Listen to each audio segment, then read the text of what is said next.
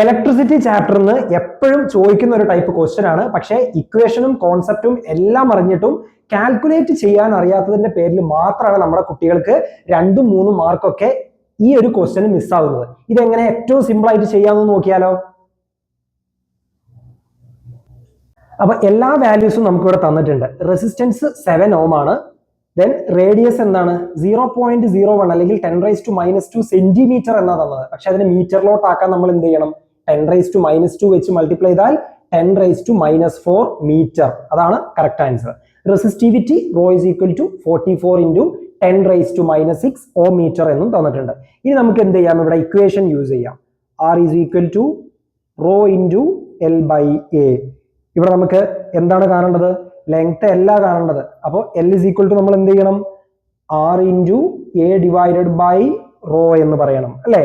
So R × area എന്താണ്?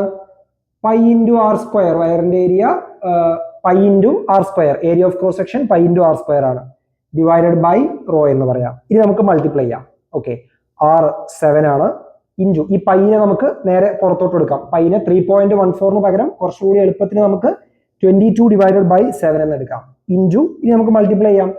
10⁻⁻⁴ ആണ് R whole square divided by 44 × 10⁻⁻6.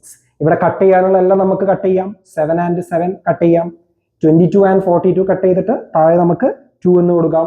So 1/2 ആണ് ഇവിടെ ഉള്ളത്.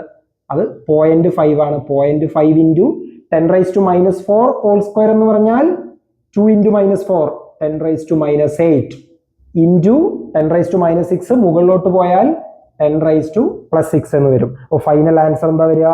0.5 × 10⁻⁻8 + 6 -2 മീറ്റർ എന്ന് വരും. Okay, so that means 0.005 metre.